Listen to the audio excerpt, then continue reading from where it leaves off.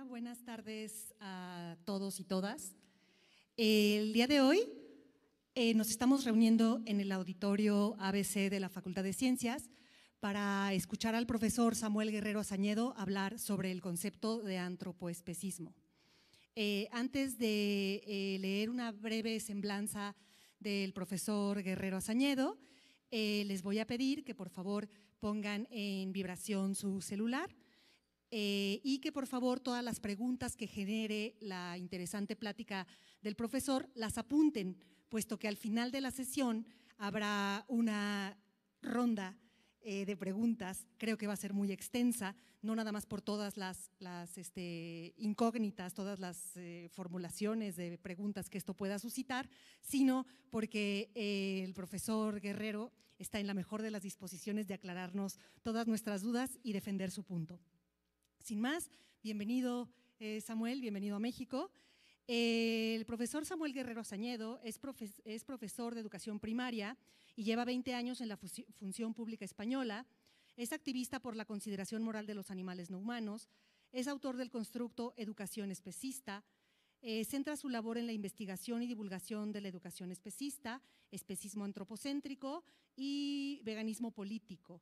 Él también es conferenciante.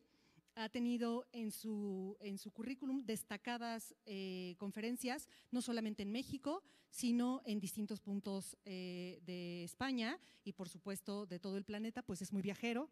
Y la verdad es que me pondría a leer aquí una cantidad de conferencias que ha dado y que están aquí en su semblanza. Sin embargo, creo que es mucho más importante pasar al tema que hoy nos ocupa, que es su conferencia, Antropoespecismo. Sin más, bienvenido Samuel, lo recibimos con un aplauso, por favor.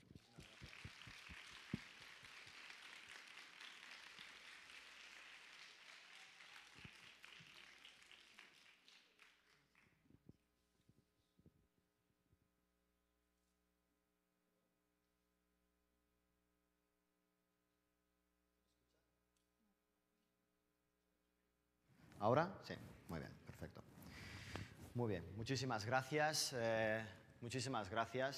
por asistir a la conferencia Antropoespecismo, el último reto, así como mostrar también mi profundo agradecimiento una vez más al programa universitario de bioética, en particular a la doctora Ángeles Cansino, secretaria académica del PUB, del programa universitario de bioética de la UNAM.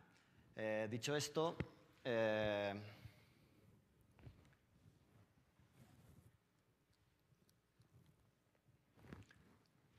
siempre me gusta ubicar, contextualizar sobre qué va a ir la conferencia, ¿de acuerdo? Entonces, directamente de animales. Y este es un primer punto muy significativo y muy importante, porque comúnmente, a nivel social, con animales nos referimos a los otros animales, a perros, a gatos, a vacas, a cerdos, etc. Sin embargo, como el lenguaje, el punto que me gustaría transmitir y que entendiéramos es cómo a través del lenguaje podemos perpetuar una jerarquización, una cosmovisión, cómo podemos establecer una línea divisoria, una diferencia, ¿sí? Por tanto, es una invitación el hecho de hablar como animales, también refiriéndonos también los seres humanos.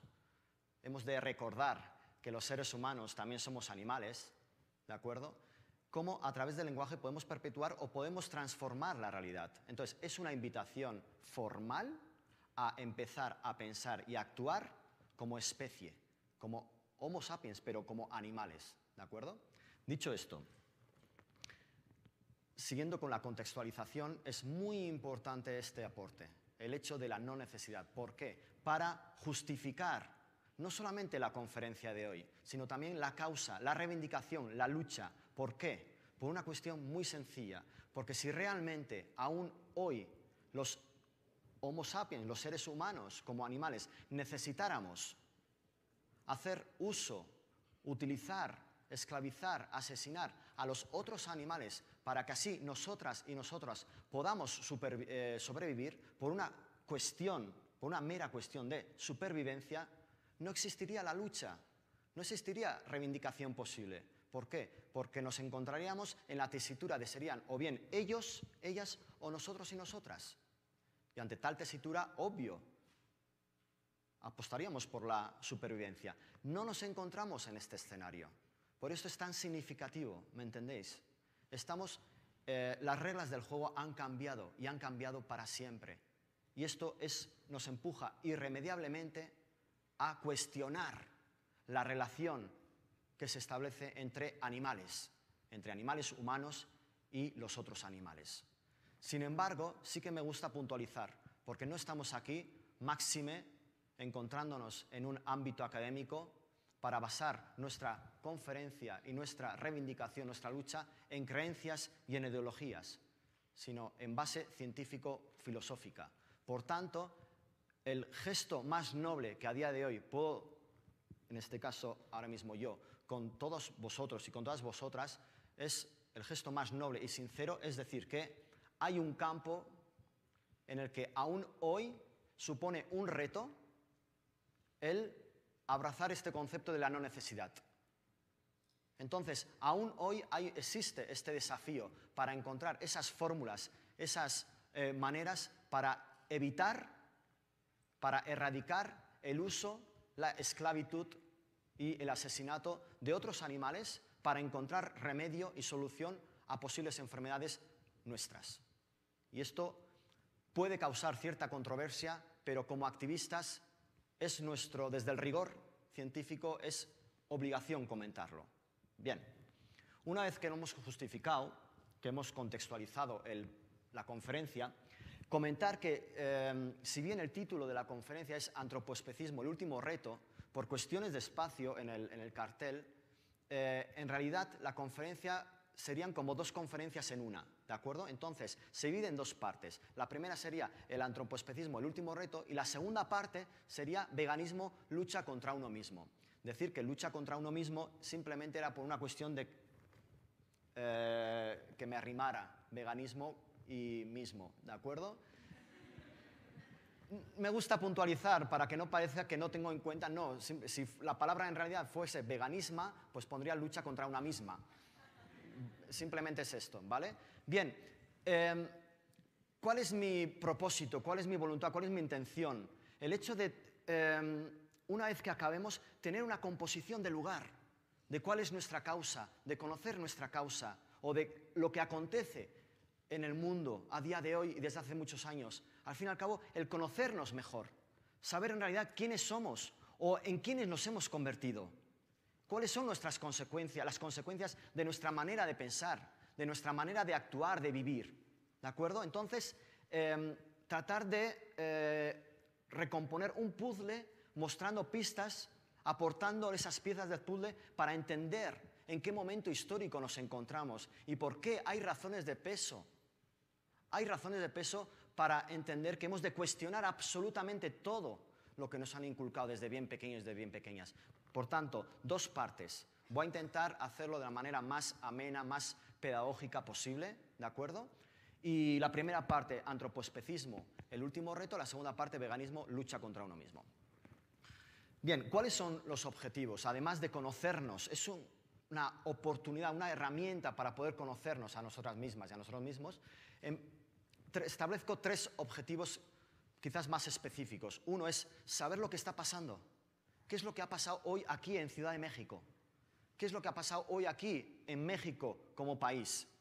Y como digo, México en el resto del mundo. Segundo, explicar qué es esto del antropoespecismo y qué es esto del veganismo. Quizás, que más que menos sabemos, luego lo preguntaré, a ver si conocemos el término veganismo. Y luego, por último, invitar o propiciar el espíritu crítico, el pensamiento crítico y, obvio, la transformación. No quiero, de hecho es el gesto más noble que puedo tener ahora mismo con vosotras y con vosotros. Hemos venido aquí porque queremos, luchamos cada día para que el ser humano entienda que ha llegado el momento de respetar a los otros animales. Y vosotros y vosotras sois seres humanos. Es decir, que la charla y conferencia está dirigida para vosotras y para vosotros. Este es el punto. Estamos aquí para propiciar la transformación social, individual, colectiva. Bien, ahora sí que ya podemos comenzar con la conferencia Antropoespecismo, el último reto. Bien, ¿cuál es el problema? ¿Cuál es el problema en sí? El problema lo tienen los otros animales. En un primer lugar, supervivencia. Es durísimo. No sé si habituáis a ver documentales sobre aquellos otros animales que viven en la naturaleza, el hecho de la supervivencia, ¿sí? Os invito a ver algún tipo de documental para constatar qué dura es la vida en estado salvaje, por así decirlo. Y luego el segundo problema que tienen los otros animales no es el sufrimiento que les causan los seres humanos, sino que son los propios seres humanos. Es como especie, recordáis que en un primer momento he dicho una invitación formal a empezar a pensar y actuar como especie, reconocernos como una especie animal más. Pues el problema que tienen todos los otros animales es la especie Homo sapiens. Bien.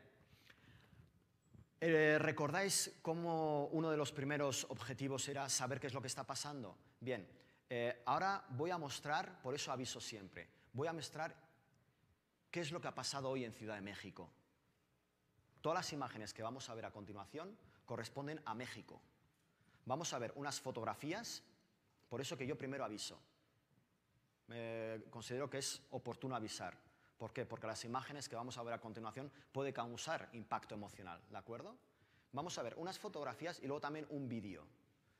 Las primeras fotografías corresponden a un trabajo de fotoperiodismo de la fotógrafa mexicana Sofía Dumat, del proyecto de fotoperiodismo Clamor de Libertad, que lo podéis encontrar, lo podéis seguir, os invito a ello, que es formidable. Son herramientas para ahora poder mostrar las consecuencias, la realidad, en clamordelibertad.com. El segundo aporte, que es vídeo, es un trabajo de investigación de más de 50 mataderos. ¿Cómo decís mataderos aquí en México? Perdón. Rastros. Vale, muchas gracias. No se escuchaba desde aquí. Rastros. Una investigación de más de 50 rastros a lo largo, ancho y largo de todo México. Del proyecto también de fotoperiodismo de traslosmuros.com, de Aitor Garmendia, ¿de acuerdo? Vamos a ello.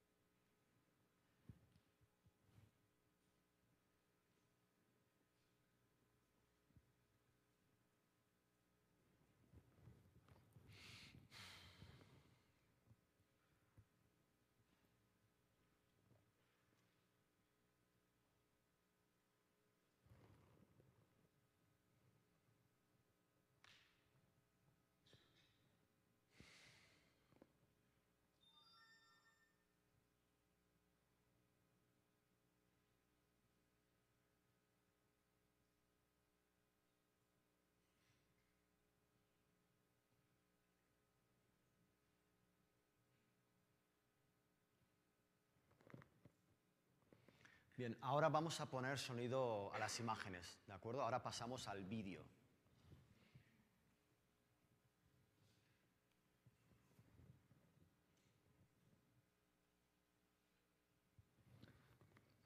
Vaya, este fin de semana se ha celebrado un simposium, también aquí en Ciudad de México, en Casa Manu, y pasó exactamente lo mismo. Sin embargo, en casa no ocurre esto. No sé cuál es el problema del directo, pero vamos a intentarlo una segunda vez y si no, seguimos adelante con la charla.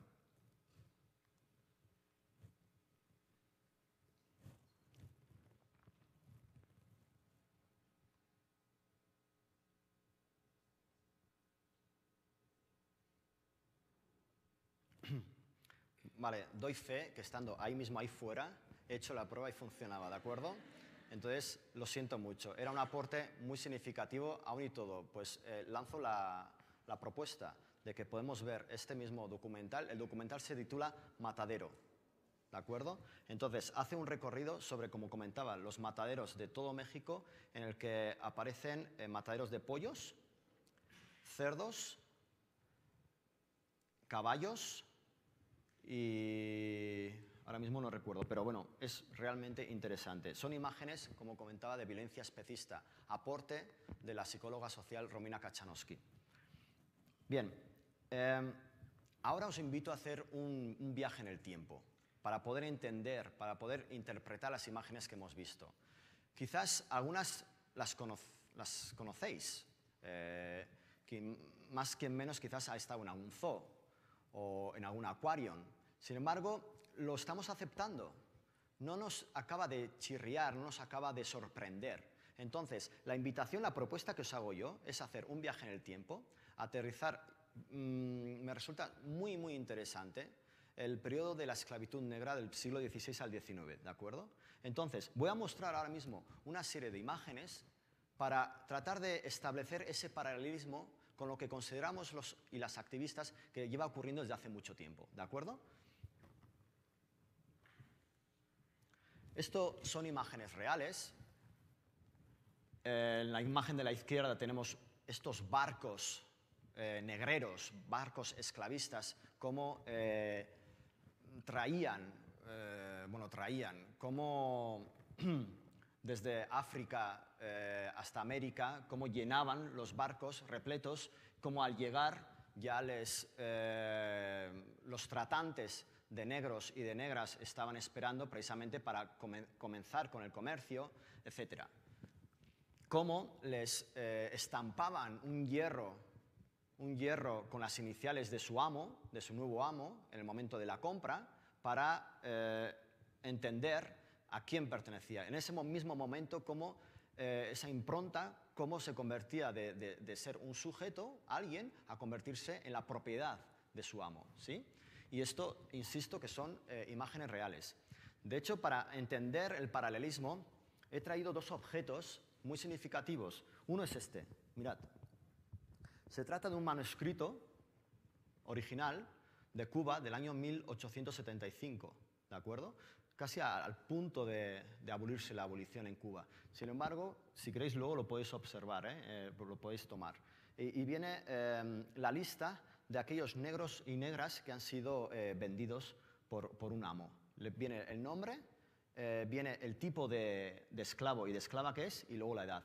Lamento que se haya roto, se haya fracturado en el viaje en el avión, se ha fracturado el cristal, pero no pasa absolutamente nada. De verdad que lo dejo para que lo podáis observar. Claro, esto es un documento muy significativo, porque ahora nos cuesta entender que todo esto fuera posible. Sin embargo, esto es histórico, esto ocurrió de verdad. Y el segundo objeto que os quiero mostrar es este.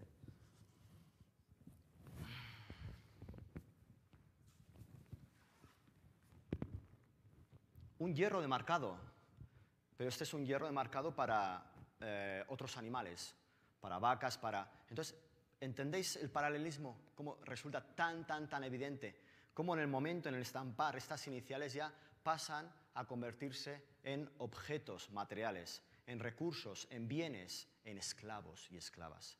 Esta es la propuesta de invitar una vez más a la reflexión, compartiendo estos objetos que hemos traído hoy aquí. Bien.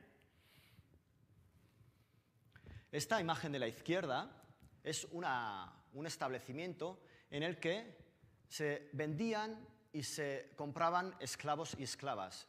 Es decir, se realizaban subastas públicas. Y aquí en la derecha es un anuncio del periódico para anunciar la subasta. Es como si ahora mismo, a día de hoy, compráramos un periódico, abriéramos las páginas y encontráramos este anuncio en el que te pone quiénes se van a vender y quiénes se van a comprar ese mismo día. Realmente es muy significativo precisamente para establecer el paralelismo, ¿de acuerdo? Muy bien. Entonces, la pregunta es, ¿consideramos que la sociedad de entonces, del siglo XVI al XIX, era consciente de que eran racistas? Posiblemente, probablemente entenderían lo que era o tendrían conocimiento del racismo. Yo considero que no. Es decir, que lo tenían tan asumido, lo tenían tan integrado, que su propia familia, de tener esclavos en el campo, de ir al puerto a ver el próximo barco que llegaba, de venderlos en subastas públicas, realmente es sorprendente cómo esto hace relativamente muy poco, esto sucedió. Entonces, lo que tratamos como lucha y como activistas, lo que tratamos es este tipo de pruebas, es establecer el vínculo, establecer el paralelismo, la relación que existe entre blancos y negros y negras, o blancas y negros y negras, y los animales humanos y el resto de los otros animales. ¿Me sabéis un poco por dónde voy? ¿Sí? De acuerdo. Como podemos ver, ¿en qué se basaba el racismo? El racismo, bueno, por cuestiones económicas, obvio que se necesitaba de mano de obra barata, gratis, gratuita, ¿sí? Pero establecían una diferencia ya. Era el grupo de pertenencia, los blancos, y los otros eran los negros. Esta diferencia ya estableció una superioridad moral. Y la suma de la diferencia más la superioridad, la opresión. La jerarquización, la subyugación, la opresión, ¿de acuerdo? Entonces, lo que venimos comentando, y es la invitación a la reflexión, es exactamente lo mismo. Lo único que varía son las víctimas en este caso. Que en vez de negros y negras, estaríamos hablando de otros animales. Yo he puesto la imagen de un cerdo como podía poner cualquier otro animal. ¿Bien? Sigamos adelante. Entonces, la conclusión sería que el principal problema que tenemos es que no sabemos que tenemos un problema. ¿Cómo vamos a luchar contra una enfermedad si no sabemos que estamos enfermos? ¿Cómo vamos a luchar contra una enfermedad si no sabemos que estamos enfermas? El primer paso para erradicar esa enfermedad es saber, uno, que somos racistas. ¿Cómo vas a luchar contra el racismo si no sabes que eres racista? Pues exactamente lo mismo. ¿Cómo vas a luchar contra el antropoespecismo si no sabes que eres antropoespecista? Y luego vamos a explicar qué es esto del antropoespecismo, ¿de acuerdo? Muy bien. El problema, y para eso estamos aquí, por eso el título de la charla, Antropoespecismo, el último reto, es para dar cuenta. ¿Recordáis cómo al comienzo decía, mi propósito es conocernos mejor, ser conscientes de lo que está ocurriendo, saber en quiénes nos hemos convertido? Pues este es el propósito. El nombre en aquel entonces sería racismo, ahora sería antropoespecismo. Bien. ¿Pero de dónde viene? Bien, antropoespecismo, para empezar, viene del término especismo. Speciesism en inglés, que fue acuñado por el psicólogo y filósofo británico Richard Ryder en 1970. Luego, más adelante, voy a andar en el concepto, ¿vale? Pero ahora vamos a seguir por otro camino. ¿Ha sido así toda la vida? Bueno, vamos a ver si ha sido así, porque esto es lo que nos encontramos en la calle como activistas. En cualquier conversación puntual, informal en la calle, ¿sí? Ponemos un stand informativo en una conversación, de las primeras, en cuanto pasas a informar, a relatar los hechos, a compartir tu punto de vista, ¿sí? En automático salen frases de este tipo, sentencias de este tipo. Es que ha sido así toda la vida. Es que los animales están para lo que están. Es que primero son las personas y luego los humanos. Es que los animales no sufren ni padecen. Esto es constante, constante. ¿De dónde vendrá todo esto? Vamos a hacer un ejercicio de historia. Propongo Göbekli Tepe. Göbekli Tepe es el nombre de un yacimiento en Turquía que significa en turco literalmente colina panzuda. Lo descubrió el arqueólogo alemán Klaus Schmidt en 1994-95, ya fallecido. ¿De acuerdo? Bien, ¿por qué es tan importante, tan significativo, tan capital el aporte de Göbekli Tepe? Porque establece el punto de partida. Os voy a poner ahora mismo, a ver si funciona esta vez, espero que sí, este documental en el que nos lo van a explicar de forma brillante, sencillísima, para entender perfectamente de dónde viene todo. Va.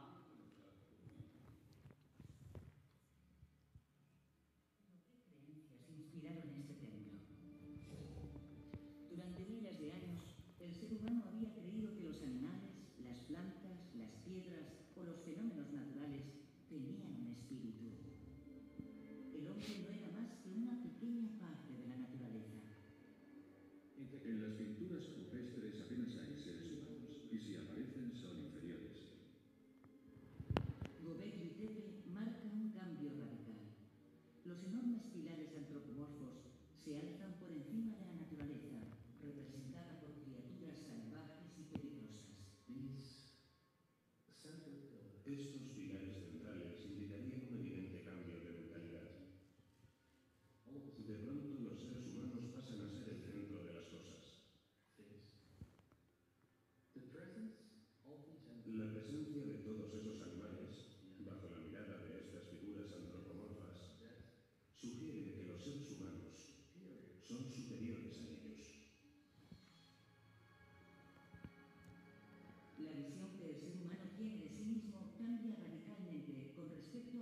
representaciones más tempranas. Al compararlo con las pinturas rupestres, vemos un cambio muy importante.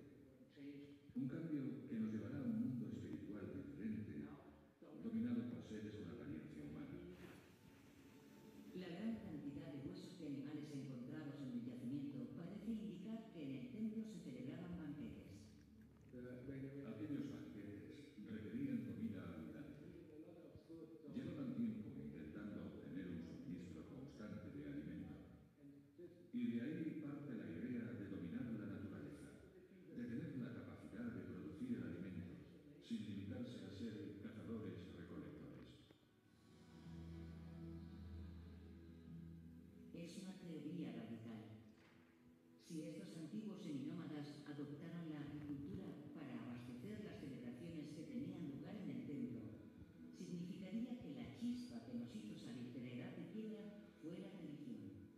Entonces, ¿consideras que fue la religión lo que impulsó a la humanidad a crear y desarrollar la agricultura? Sí, la religión fue lo que propició la aparición de la agricultura.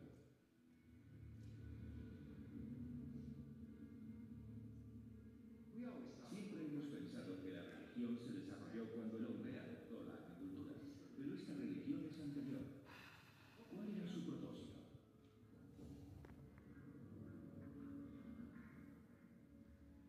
Esta nueva religión le dio al ser humano una gran ventaja psicológica al situarlo por encima de la propia naturaleza. Tal vez fue ese cambio de mentalidad lo que propició la domesticación y el aprovechamiento de animales y plantas. Göbekli Tepe constituye un punto de inflexión fundamental en la evolución de la humanidad. Sus pilares y relieves reflejan nuestra concepción actual del hombre y la naturaleza. ¿Pero qué tipo de ceremonias se celebraban aquí? Smith ha encontrado indicios muy interesantes. Aquí podemos...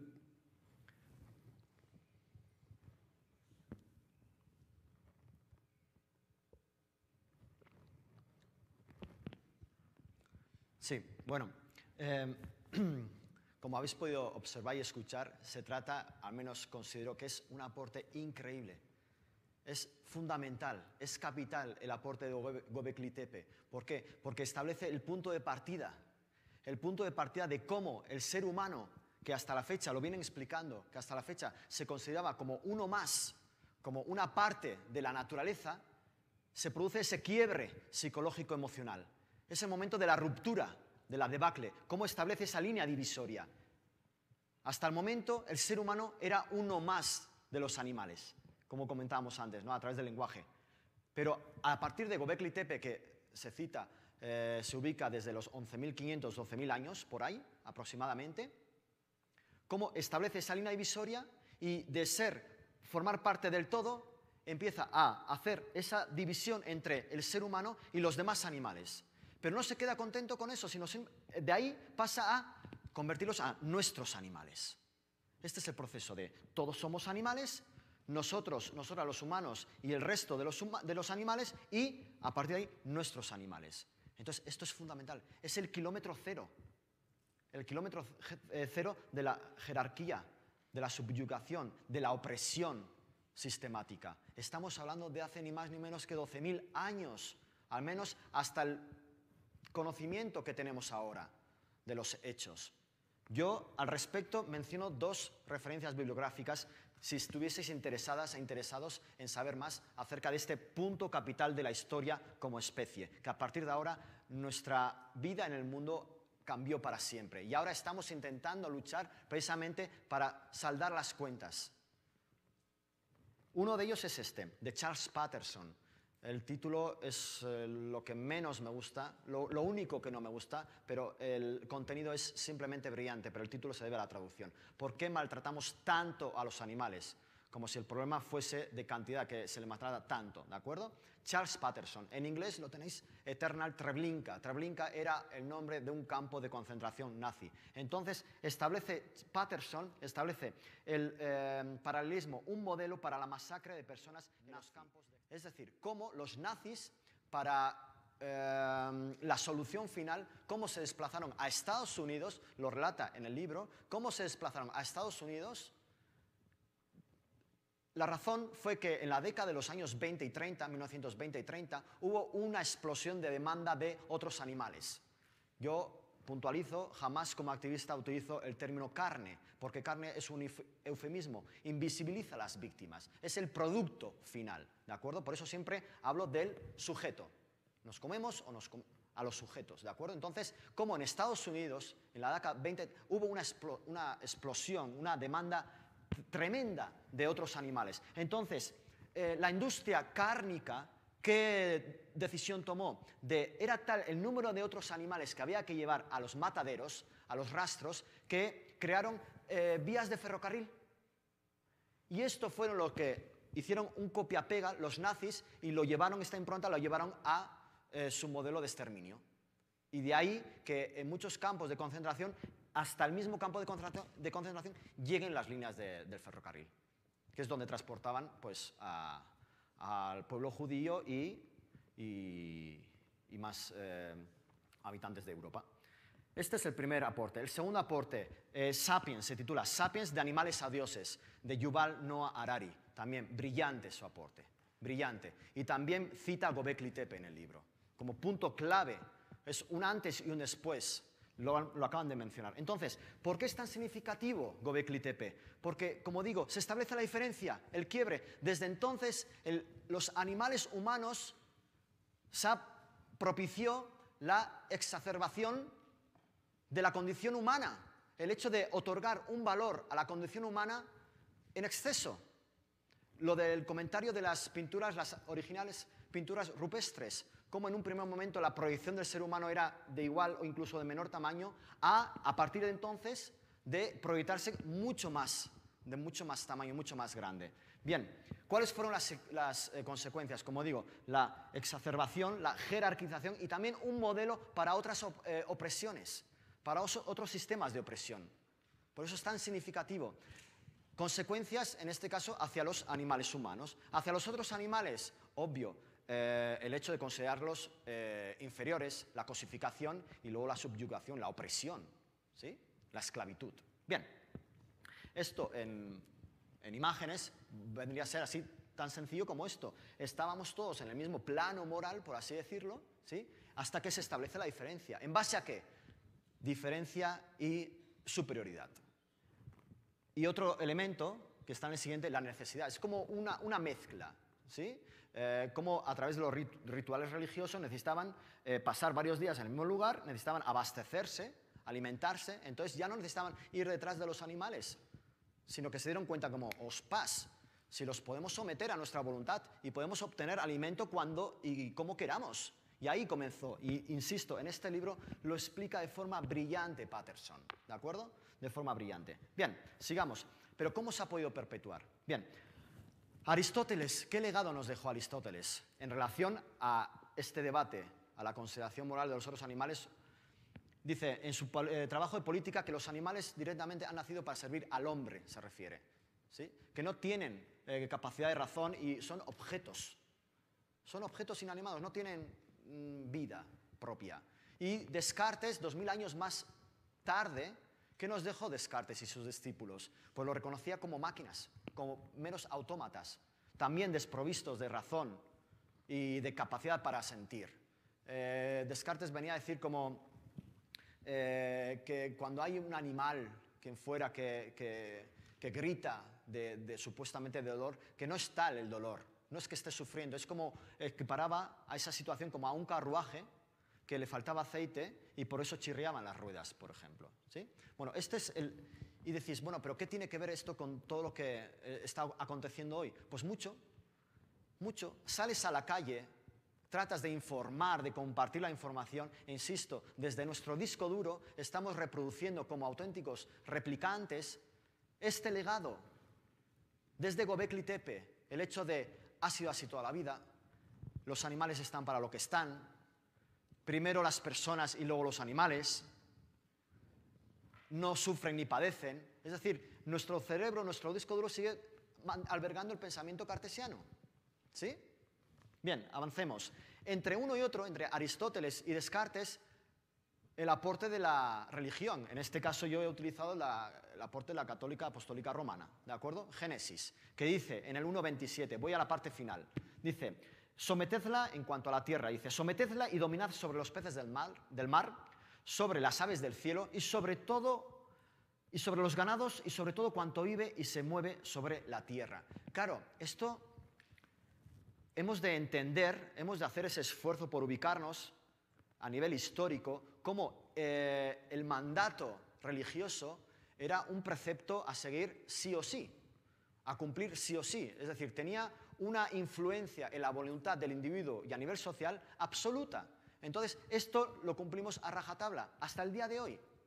No es casualidad que incluyamos esta diapositiva y este contenido en esta conferencia. No es para nada casualidad, sino responde precisamente a lo que está pasando ahora mismo en la sociedad. Y si no, hacer una reflexión con vosotras mismas y vosotros mismos. Yo pienso de esta manera. ¿Realmente considero que los otros animales están para lo que están? ¿Están para servirnos? ¿Acaso es cierto que no somos superiores a ellos y a ellas? Como digo, estas son aportes, las sentencias que siempre nos comparten en la calle. Bien, ha sido así. ¿Cómo se ha podido perpetuar a lo largo del tiempo? Bien, esta fue la conferencia, vine en agosto de este mismo año, 2018, bueno, del año pasado, en agosto también en agosto del 2018, también aquí fui invitado por el programa universitario de bioética, en el auditorio Carlos Graef, y lo que vine fue a presentar el constructo, el aporte de educación especista. Entonces, quien esté interesada e interesado, grabaron la conferencia, está en el canal de YouTube de divulgación de Facultad de Ciencias de la UNAM, porque no vamos ahora a explicar en profundidad, a detalle, el constructo, el aporte de educación especista. Sí algo para entender el porqué, cómo ha podido llegar hasta nuestros días esta mentalidad que comentaban también en el vídeo, este cambio de mentalidad, ¿de acuerdo? Vamos a ello. Esto es una investigación, un estudio sobre los libros de texto con los que yo estudiaba de pequeño, ¿de acuerdo? ¿Qué nos venían a decir? Dicen, al contrario que el hombre, por cierto, el contenido también es machista, ¿vale? Era machista, como se puede observar, dice, los animales no son capaces de pensar. Claro, ¿os estáis fijando cómo a través del lenguaje podemos construir y podemos perpetuar una realidad? En cuanto a animales, ¿a quiénes se están refiriendo? A los otros animales, ¿de acuerdo? Aquí no entra el ser humano en absoluto. Entonces, el hombre, los animales no son capaces de pensar. Vamos a ver qué dice aquí. Dice, todos los hombres, ahora sí, dice, varones o mujeres, blancos o negros, son capaces de pensar. Es la mayor diferencia entre el hombre y los animales. ¿Por qué incluyo esta diapositiva y este contenido? Precisamente esto no es lo que heredamos de Göbekli Tepe, ese momento histórico, ese kilómetro cero, ese punto de partida. Es exactamente lo mismo y se ha mantenido, se ha congelado a lo largo del tiempo, generación tras generación, siglo tras siglo, miles de años, y ha llegado hasta los libros de texto con los que nosotros estudiamos de pequeño y de pequeña, ¿de acuerdo? Vamos, más. En el capítulo de los animales, domésticos y el hombre. Domésticos, domesticar, es un eufemismo. Domesticar implica dominar, someter. Y sin embargo, es un término que lo tenemos también totalmente interiorizado, totalmente arraigado, ¿sí? No nos llama la atención. Los animales domésticos forman parte del paisaje, ¿sí? Y dice abajo, los animales prestan al hombre grandes servicios. Son guías, compañeros, protectores. Son importante fuente de alimentos, como huevos, carne, leche. Son auxiliares muy valiosos en su trabajo. Pregunta al público asistente. ¿Quiénes consideráis que ha redactado este libro y este texto? ¿Un cerdo? ¿Un conejo? ¿Un caballo? ¿Una gallina? ¿Un pez? Obvio que no. Ha sido un animal humano, ha sido un ser humano. ¿Qué de manipulación hay en este texto? Este texto está escrito, está redactado desde la visión del animal humano, desde el ser humano. ¿Me explico? Y sin embargo, esto te lo estudiabas tú de pequeñito. Yo era de esos estudiantes que yo lo subrayaba absolutamente todo. Y me lo estudiaba de memoria. pero hasta las comas lo visualizaba perfectamente a la hora de pasar a papel. Tenía la fotografía hecha y eso fue directamente al disco duro. ¿Sí? Vamos a avanzar. El típico grupo de alimentos que puede variar la ilustración, pero al fin y al cabo, ¿quién no ha visualizado esto en sus libros de texto? ¿Quién no? Las grasas, los lípidos, las proteínas, los hidratos de carbono, etc. Claro, aquí mirad ya aquí cómo se les presenta. Para empezar, al pollo ya sin cabeza.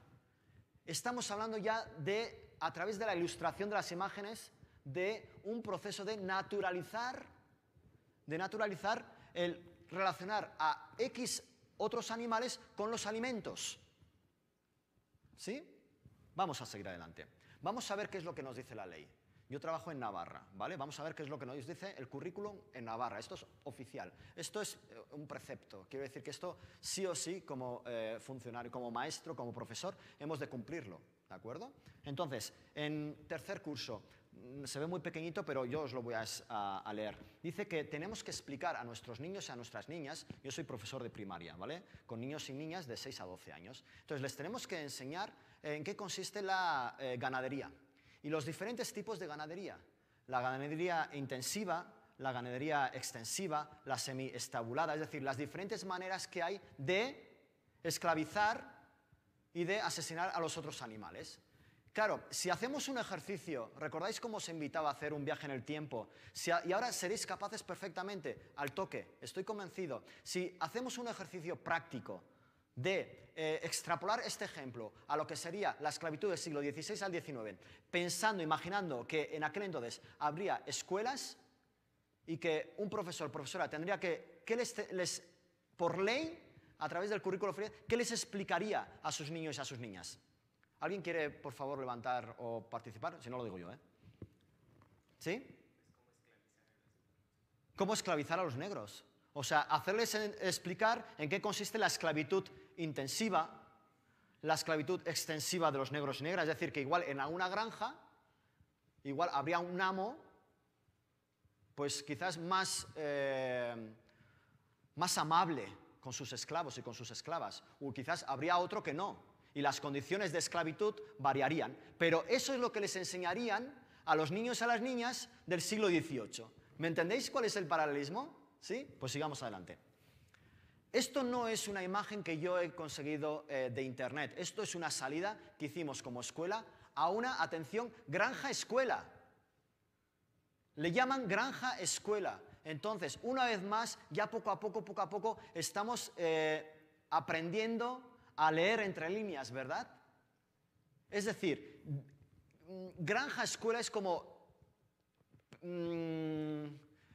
pierde todo sentido y todo significado pedagógico, porque fijaos en qué contexto están conociendo por primera vez quizás a los otros animales, en un contexto totalmente negativo.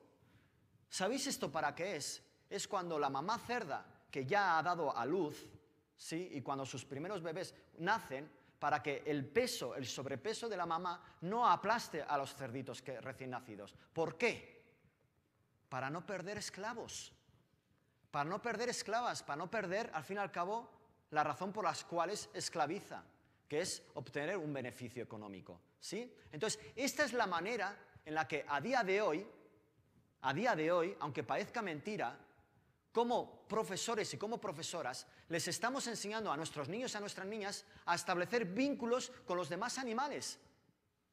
Desde la institución escolar, desde el sistema educativo. Entonces, claro, esto es un proceso brutal, grave, de naturalizar la esclavitud, la jerarquía, la subyugación, la opresión. ¿Me entendéis a dónde quiero llegar? Idem, esto también está en Navarra, se llama Sendaiva y es como un zoo, pero muy chido, ¿vale?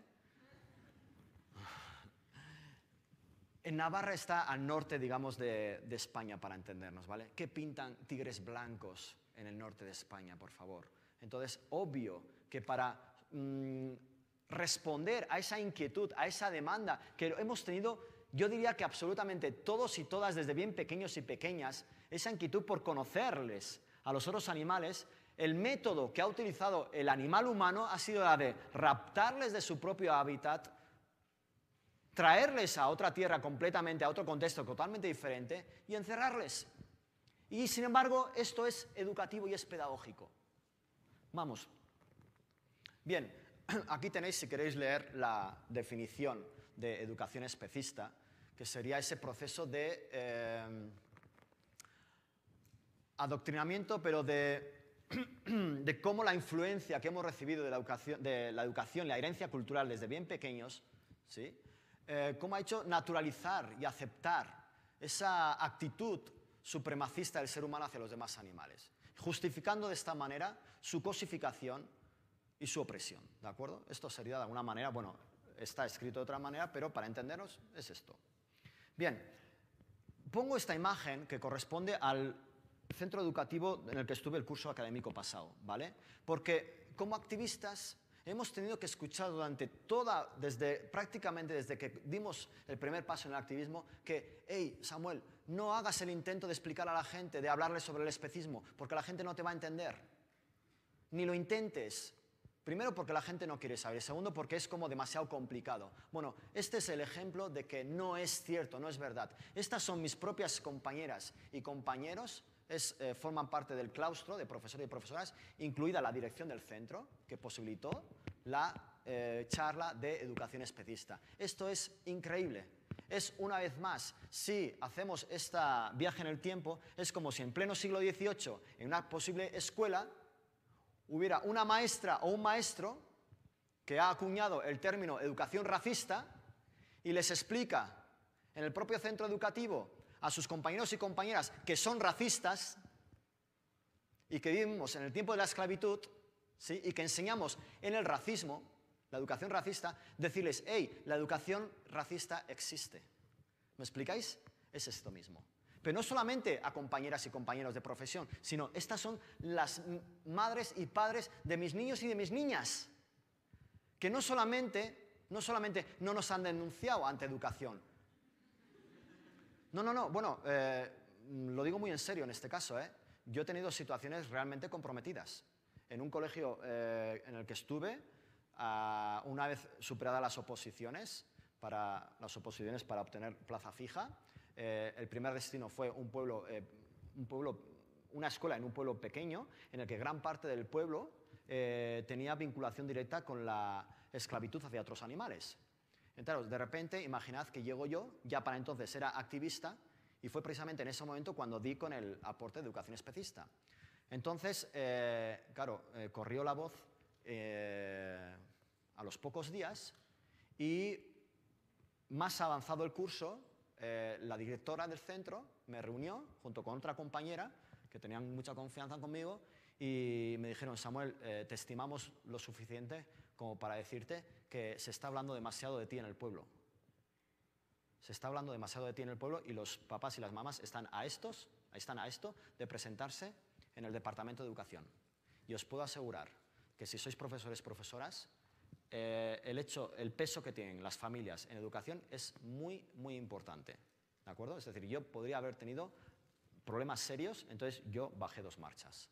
Es como, claro, era como, da igual la materia que trataras, da igual que fuera matemáticas, que fuera ciencias sociales, ciencias naturales, euskara, nuestra lengua, hizkuntza, da igual. El contenido racista, para entendernos, el currículum racista estaba presente. El currículum antropoespecista, la educación estaba presente. Da igual, incluso en un simple problema de matemáticas. Yo recuerdo, ahora no lo he incluido, pero si os animáis a ver la conferencia de educación especista, para niños y niñas de primero y segundo, 6, 7 añitos, para aprender a sumar y a restar, uno de los ejercicios era 8 muslos de pollo, y aparecía la imagen, o sea, muchos piernas, ¿vale? Pero 8 muslos de pollo menos 5 muslos de pollo, ¿cuántos muslos de pollo son? Entonces, estableciendo una vez más, prefiero pecar de pesado, pero estableciendo una vez más el paralelismo sería 8 esclavos negros menos 5 esclavos negros, ¿cuántos esclavos negros son? Sería esto. ¿Qué es? Ahora sí, vamos a ahondar. ¿Qué es el antropoespecismo? ¿Qué es esto? Bueno, es muy sencillo de explicar. Es muy, muy sencillo de explicar y de comprender. Otra cosa muy diferente es que llegue el punto en el que consideréis la posibilidad de ahondar, de tirar del hilo, de cuestionar absolutamente todo y que decidáis la transformación personal, ¿de acuerdo? Pero vamos a explicar, y lo vais a entender perfectamente. Establezco dos tipos de análisis, a nivel macro, a nivel de sociedad, ¿vale? A nivel global, ¿vale? De humanidad. ¿Cómo relacionamos el antropospecismo? Como cosmovisión. ¿Qué es una cosmovisión? Sistema de creencias, ¿vale? Cosmovisión, esa visión, esa interpretación, lo estoy viendo y lo estoy interpretando, haciendo una lectura particular. Y no solamente esto, sino una aceptación de una realidad parcial. Esta es la clave. Una parte de la realidad estoy aceptando, estoy viendo, estoy interpretando y estoy aceptando. Y que ha sido promovida, creada y que se ha perpetuado a lo largo del tiempo por agentes de autoridad social y poderes fácticos, ¿de acuerdo?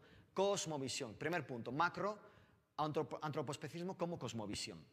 Y en el que están inmersos, vinculados, estrechamente relacionados el sistema educativo, el poder político, el poder legislativo, el judicial, el económico, el cultural, etc. Es decir, da igual donde pongamos el dedo en el mapa, va a haber allí antropospecismo. Es como si en el siglo XVI al XIX daba igual donde pusiéramos el dedo en el mapa, da igual la actividad que hiciéramos. Era salir de casa, incluso dentro de casa, ahí encontraríamos el racismo, ¿de acuerdo? ¿Cuál sería mi particular definición de antropospecismo? Como cosmovisión a nivel global, a nivel macro, ¿de acuerdo? Sería cosmovisión dominante, porque ahora mismo confluyen dos cosmovisiones en relación a la consideración moral de los otros animales. La establecida y la que empezamos a verlo desde otro prisma. ¿Sí? Entonces, cosmovisión dominante fundada sobre la ideología y práctica supremacista del ser humano hacia los demás animales. ¿Sí? Legitimizando su cosificación y opresión en beneficio propio. Análisis micro, es decir, a nivel particular, es decir, ¿cómo entiendo el antropospecismo en mí? ¿Vale? Prejuicio. Qué interesante. Esta parte es muy, no digo que el resto, ¿no? Pero esta parte es muy interesante de la conferencia, ¿de acuerdo? El prejuicio. ¿Sabéis lo que es un prejuicio?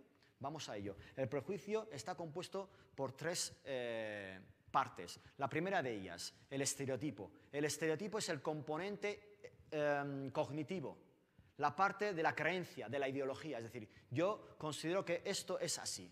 ¿Por qué? Porque me lo han transmitido de esta manera.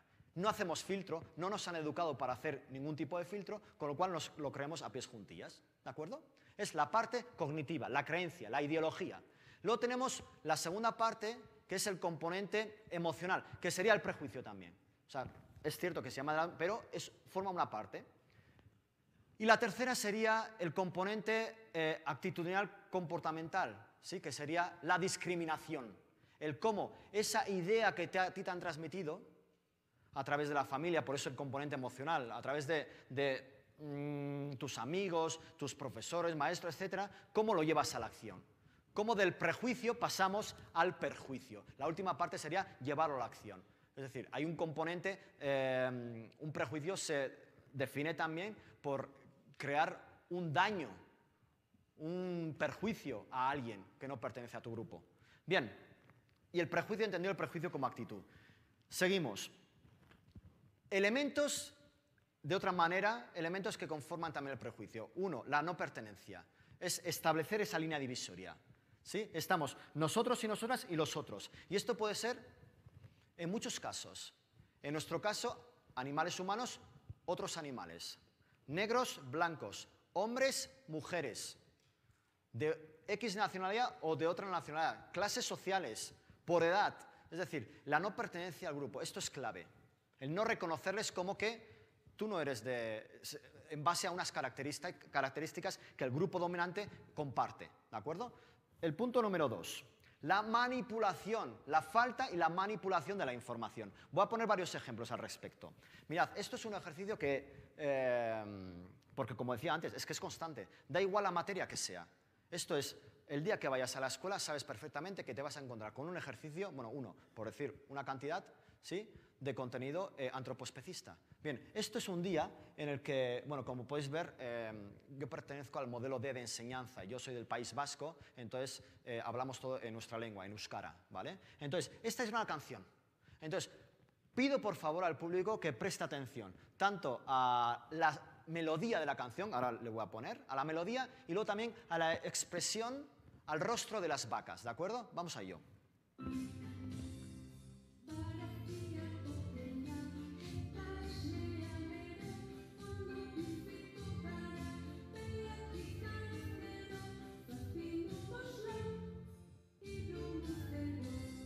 ¿Qué os parece? Qué chida, ¿no? ¿Verdad? Qué chida, qué melodía más bonita, los niños y las niñas, bueno, ¿y las vacas cómo están? Felices, ¿verdad? Voy a traducir. Barazkiak es verduras, okela es el eufemismo carne, ¿de acuerdo? Carne. Dice, y luego etashnea gero, y luego leche. Qué bien viviremos siendo vacas. Repito, están cantando y están diciendo, hey, qué guay que nos vamos a convertir en carne, en leche, ¿sí? Y están cantando. Vale, vamos a contrastarlo con la realidad.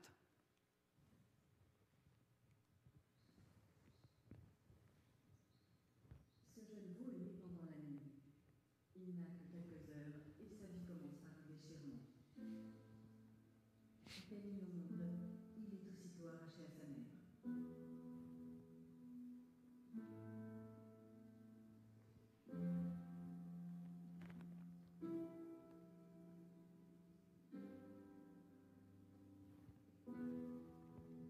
Pour des raisons économiques, il ne profitera pas du lait maternel, ne serait-ce qu'un seul jour. Sa mère est programmée pour produire du lait, pas pour nourrir d'efforts, pas lui le sien.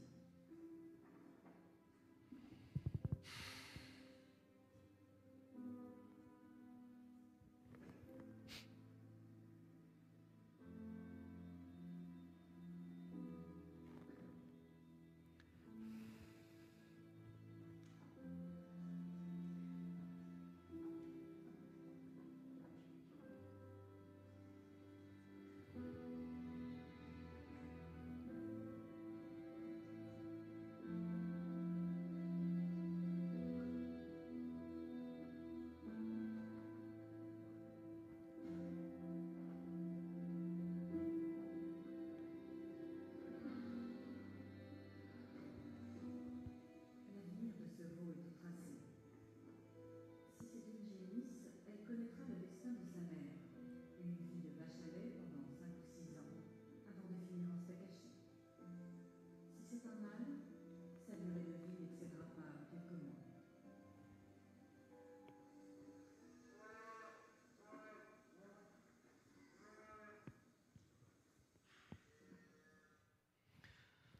¿Verdad que ahora ya no resulta tan divertido? Lo que es contrastarlo con la realidad, ¿verdad? ¿Sabíais que detrás de un vaso de leche de cualquier producto lácteo existía esto? Que separaban a familias, de cómo se sirven precisamente para... Claro, una vaca no da leche si no está embarazada. Bueno, no os podéis ni imaginar. Era tal el grado de manipulación que ese día me expuse muchísimo y decidí ponerles este vídeo a mis niños y a mis niñas. Estamos hablando de niños y niñas de tercero de primaria, de 7 8 años, a expensas, a sabiendas de que yo, como digo, me exponía muchísimo y que al día siguiente o bien iba a recibir no sé cuántos emails de padres y madres quejándose de cómo es posible que yo les pusiera estos vídeos. O que se presentaran en el mismo centro de enseñanza a las 9 de la mañana llamándome a la puerta para echarme la bronca. No ocurrió esto, pero si llegáis a ver las reacciones de mis niños y mis niñas, yo muchas veces pienso que qué pena de no poner una cámara en el aula para poder ahora mismo transmitir qué es lo que aconteció en ese mismo momento. No os lo podéis ni imaginar. O sea, hubo bastantes niños y niñas que de verlo entendieron perfectamente qué es lo que estaba pasando aquí. Lo entendieron perfectamente y yo no les dije absolutamente nada. Les dije, mira, ¿sabéis qué? Lo siento, pero quiero que veáis este vídeo, ¿vale? Bueno, pues hubo una niña que fue capaz de decir, de manifestar algo que ya como adultos ya no somos capaces. Pero si, como dijo, no habló en términos de vaca o de ternero, sino, mira, si es una mamá, si le quitan a su bebé, le quitan a su hijo o a su hija, no sé si qué dijo, pero superar la barrera de la especie. Me explico al punto al que quiero llegar.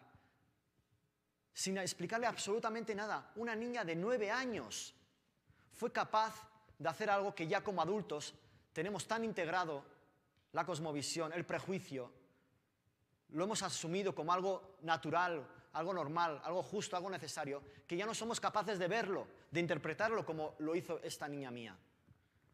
Pero y otra segunda dijo, pero llorando a lágrima tendida, dijo, pero si eso es como si nos lo hicieran a nosotros, a nosotras, como si nos separaran la familia, ¿sí? Terrible.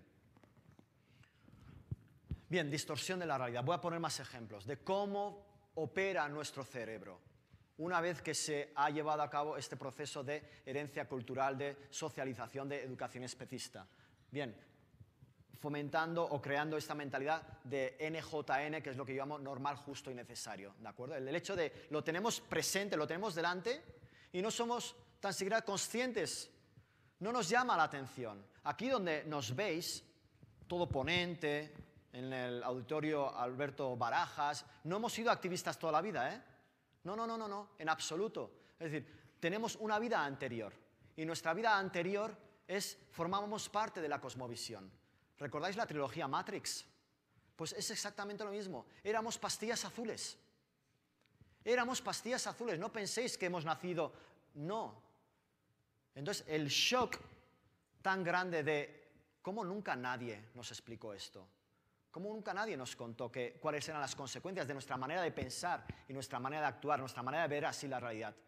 De ahí el aporte de educación especista. Particularmente necesitaba responder a todos los interrogantes que se me acumulaban. ¿Cómo es posible que nunca ni mi familia, ni los maestros y maestras que tuve, ni el párroco, ni los medios de comunicación, absolutamente, amigos, amigas, yo por cuestiones de viaje, pero en las charlas suelo traer la caña de pescar con la que yo iba tan feliz a pescar peces con otro amigo del cole. Quiero decir que cumplía con todos los preceptos antropoespecistas, ¿sí? Hasta que llega un día en el que dices, wow, contrastas con la realidad. Y dices, yo no voy a cooperar con todo esto. En mi nombre, no. Y tomamos posición. Vamos a poner ejemplos.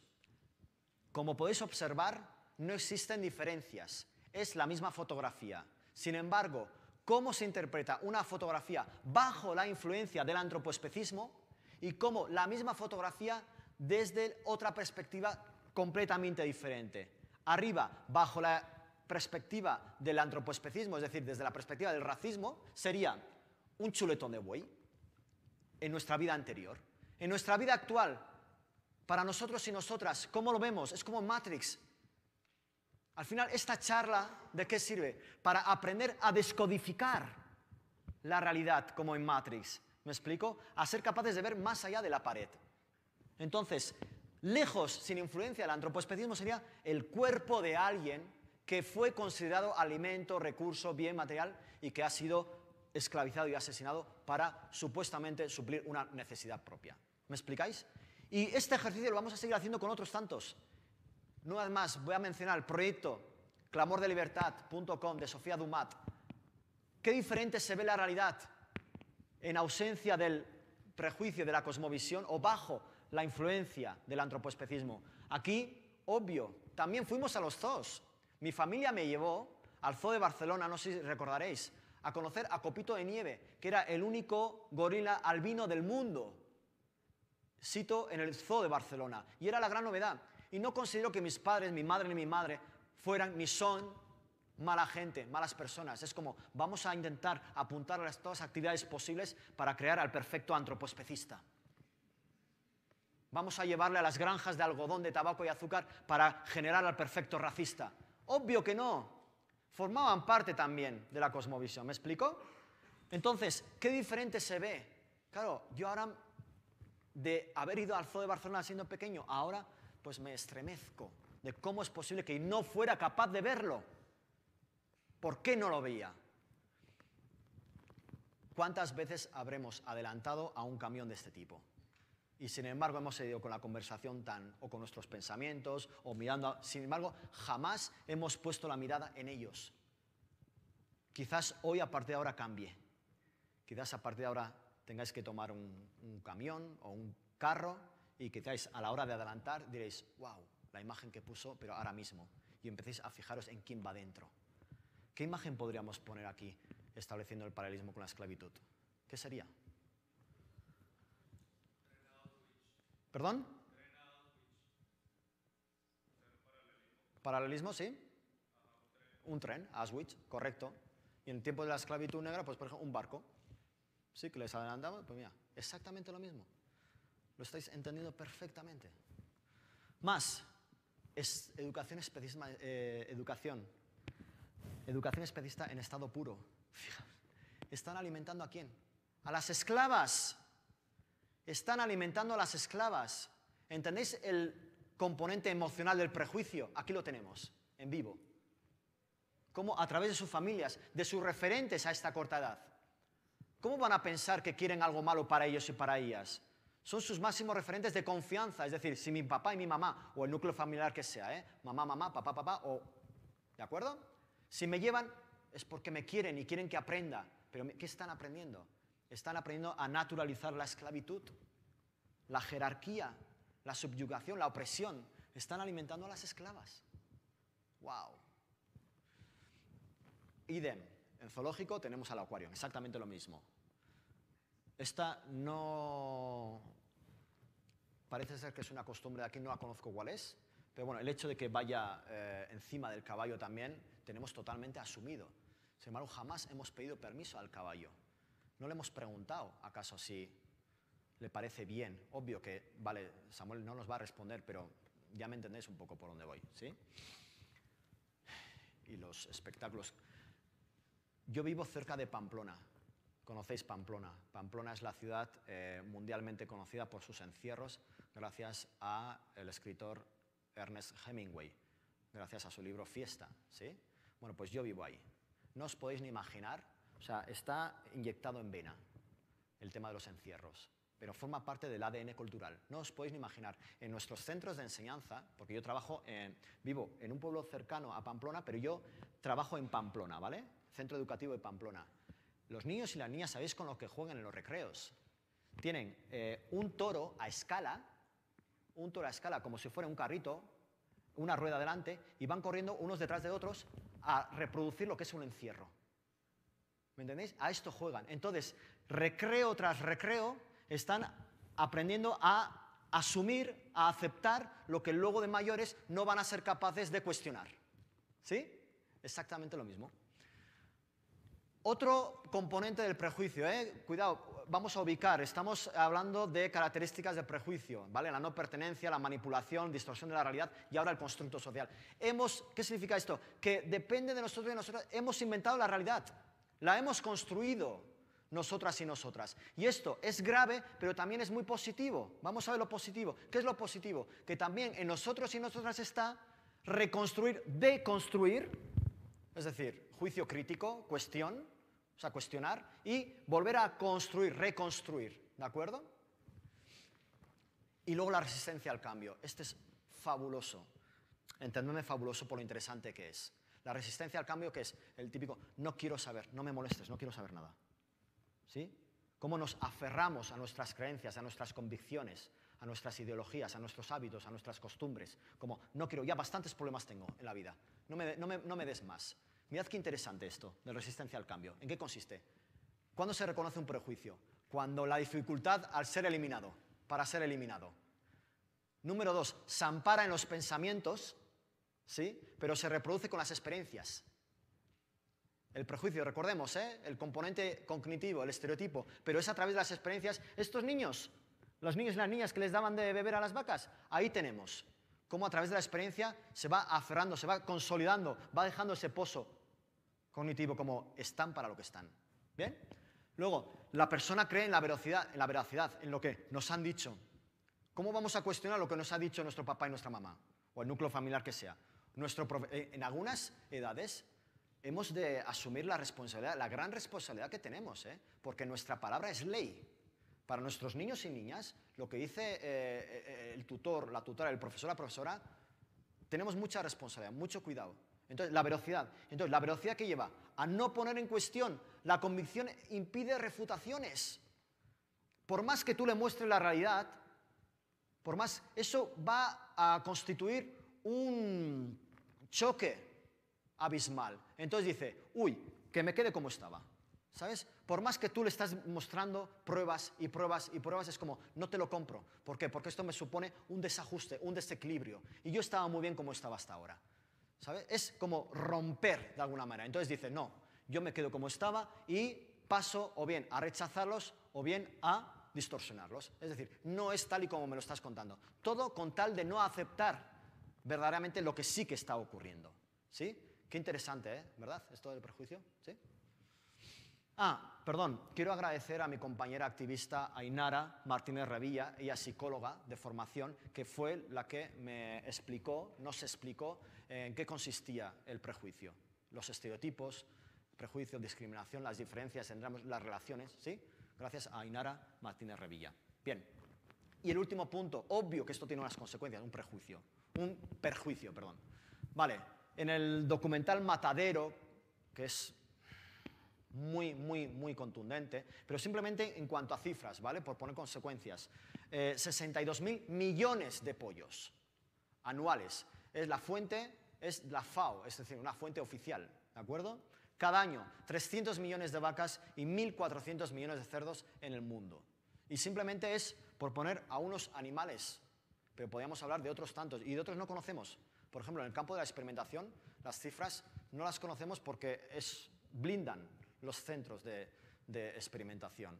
Y los peces también se cuentan por toneladas, no por individuos, con lo cual es muy complicado constatar, llegar a una cifra realmente de otros animales que nuestra especie, pensar y actuar como especie, que nuestra especie animal, ¿sí? Cada año, cada día, esclaviza y asesina.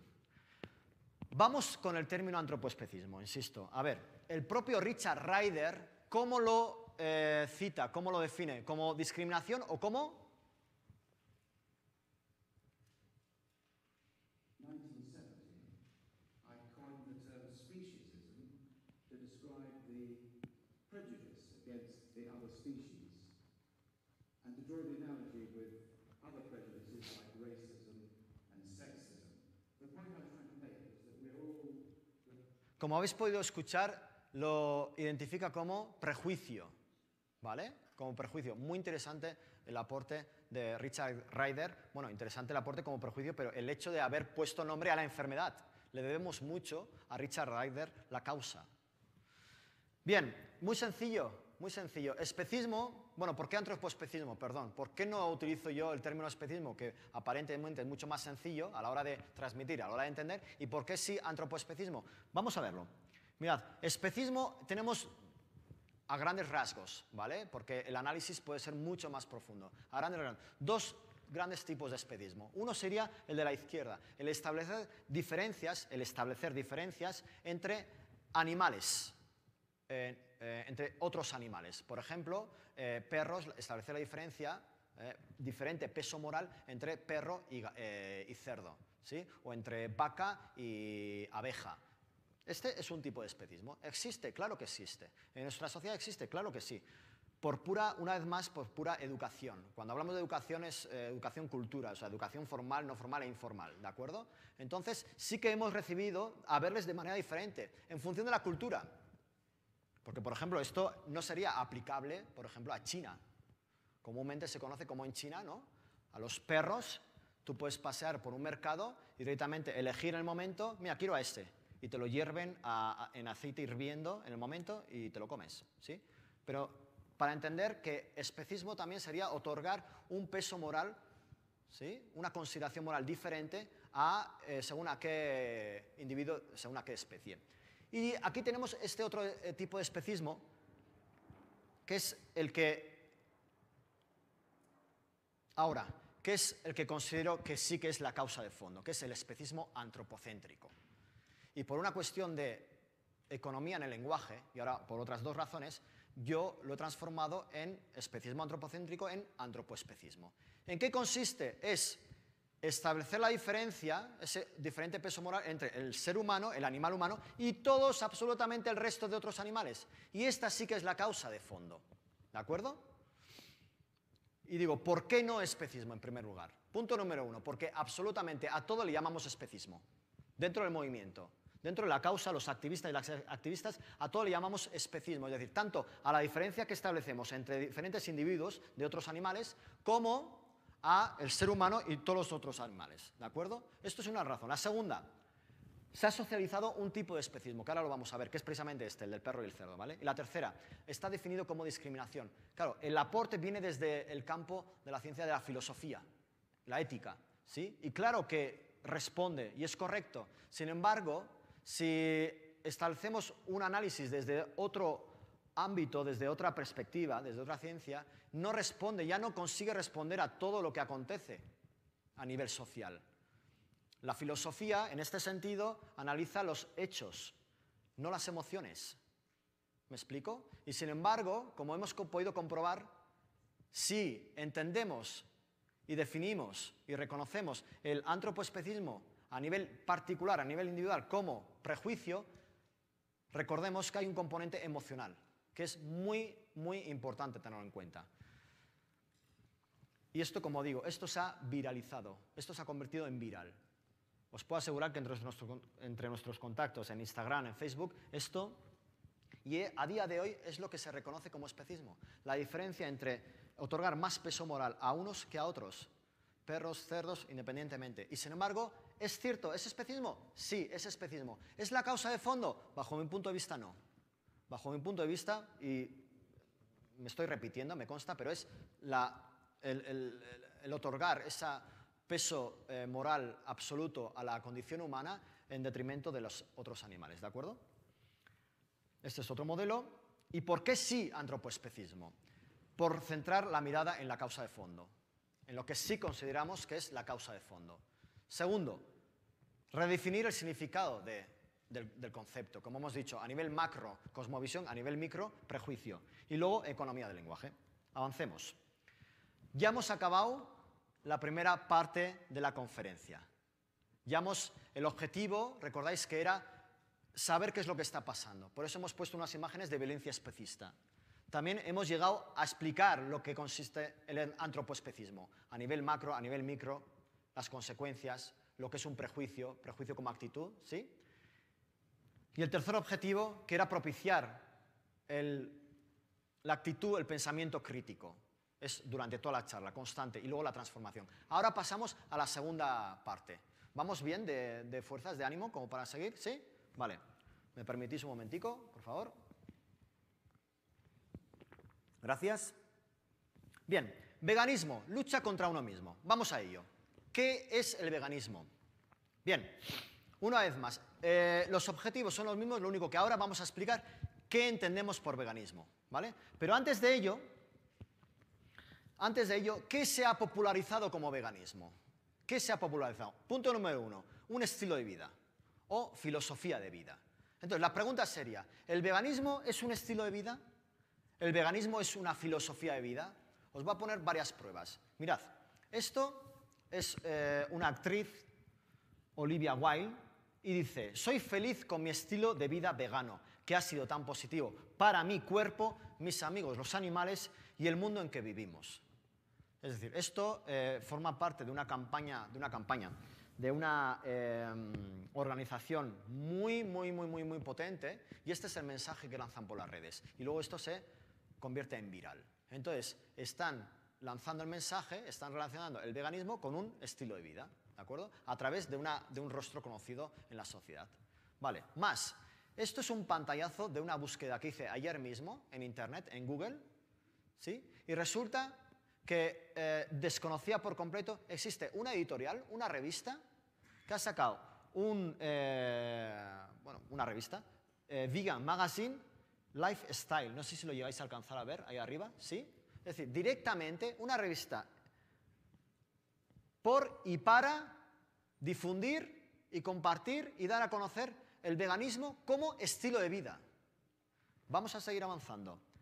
Ahora os voy a poner un vídeo que quizás en un primer momento no entendáis muy bien por qué os pongo este vídeo, pero luego vamos a hacer la lectura, ¿vale? Vamos.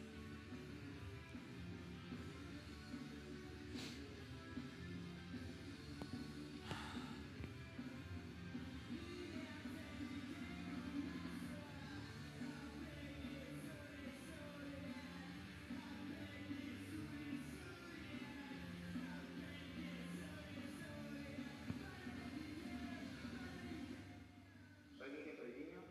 Y yo, Ariza Arañán. Somos profesores de la Sarasco Surf School. Bueno, y ahora se estáis preguntando, ¿pero para qué nos pone esto? Bien, ahí va. Soy un auténtico apasionado del surf, ¿vale? Y Mikel, fue durante unos días una experiencia increíble que tuvimos, fue profesor nuestro de surf, ¿vale? Entonces, ¿por qué nos pones este vídeo? Vale, he conocido de cerca el mundo del surf y puedo decir que es una gente de un temperamento, de una actitud especial. Tiene una actitud muy particular, muy especial, de respeto, de consideración hacia la naturaleza en general y hacia el mundo del mar en particular, ¿vale? Tienen otra visión completamente diferente de la vida, ¿sí? Otra impronta. Entonces, la pregunta es, desde un punto de vista moral, ético, científico, filosófico, ¿estaríamos obligadas sí o sí a ser surfer? La respuesta, obvio que no. Estaremos hablando de que es una opción más, ¿no? Una elección, es decir, puedes ser surfista o puedes no ser surfista. Puedes ser artista marcial, porque también he conocido el mundo de las artes marciales, o puedes no ser artista marcial. Es decir, no existe un imperativo ético que te diga, hey, sí o sí, por cuestiones de respeto y consideración, has de ser surfer o has de ser artista marcial. ¿Verdad que no? Y ahora viene la pregunta. ¿Es una opción el hecho de respetar a las mujeres? ¿Es opcionable el hecho de respetar a los negros o a las negras? ¿Es una opción respetar a los niños o a las niñas? ¿Es una opción respetar a los otros animales? Claro, obvio que no. No estamos hablando de que sea una opción. No es una opción ser racista. La pregunta, el interrogante que lanzo ¿es opcionable ser racista y no serlo? ¿Ser machista y no serlo? ¿Me entendéis por dónde voy? De ahí el vídeo del surf, ¿vale? Para entender el qué, que el veganismo no es ningún estilo de vida. El veganismo no lo hemos de relacionar con una filosofía de vida. El surf sí, las artes marciales también, o cualquier otra actividad. Pero el veganismo es otra cosa completamente diferente. Sin embargo, esto es lo que está llegando a la sociedad, que es una opción, ¿sí? Vamos a seguir adelante. Veganismo como dieta. También colapsa, inunda las redes. El veganismo como dieta. Esto es un pantallazo que hice también ayer para el Symposium. Y mirad, podéis hacerlo ahora mismo, Google, ponéis veganismo en Google y mirad arriba del todo lo que pone. Dice, ¿con qué conceptos, qué tips aparecen cuando pones veganismo? Dice, primero, receta, comida, Mercadona. Mercadona es una red de supermercados allí que hay en España. Queso, dieta, hamburguesa, galleta, restaurante, postre, plato, Argentina, vegetariano, frase, desayuno y alimento.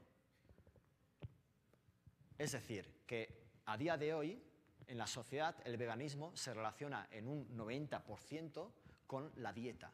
Y sin embargo, una vez más, el veganismo no tiene nada que ver en absoluto con una dieta. Vamos a seguir adelante. Esto es el mismo pantallazo, pero en inglés. Exactamente lo mismo. Podéis hacer la prueba, de verdad. Más, dice, comer carne es un hábito dañino para la salud y el planeta. Con esto lo relacionan el veganismo. Vegano por un día, planificador de menús. Vegano por un día, planificador de menús. Vamos a hacer ahora una lectura crítica de ambos ejemplos. Y una vez más os invito a hacer ese viaje en el tiempo. ¿Qué esos diseñadores gráficos y diseñadoras gráficas del siglo XVI al XIX, ¿qué es lo que inundarían las redes? Vamos a ver. Bueno, vamos a pasar aquí. Esta es la que me interesa. Recordemos, consumir carne, por cierto, el eufemismo, en los tiempos de la esclavitud sería esto. El anuncio en las redes, por así decirlo, sería esto, que consumir azúcar es un hábito dañino para la salud y para el planeta. ¿Me entendéis por dónde voy? Vamos con el otro ejemplo, vegano por un día. Venga, pregunta, que en el Symposium lo hicieron de maravilla, y aquí estoy convencido que también. ¿Cómo sería? En vez de vegano por un día, ¿cómo sería en tiempos de la esclavitud? No racista por un día. ¿He escuchado eso? Efectivamente. No racista por un día. Es decir, vamos a tomar la agenda. Los lunes, miércoles y viernes voy a ser no racista. Pero los martes, jueves y el fin de semana voy a ser racista. Fin de semana. ¿Me explico? Es una auténtica barbaridad. Es una auténtica barbaridad relacionar el veganismo con la dieta. Más, consumo sostenible. Claro, ¿por qué? Porque hay una demanda ahora en la sociedad, una preocupación. Aquí en México la verdad es que lo desconozco, pero al menos allí, en Europa, sí, por consumir productos saludables. El tema de los transgénicos, ¿aquí también pasa? ¿Sí? De acuerdo. Pues mirad, carne ecológica. ¿Cuál sería el equivalente en tiempos de la esclavitud? Vamos a pensar. He ido mencionando varios productos, tabaco, azúcar y algodón. Vamos a verlo.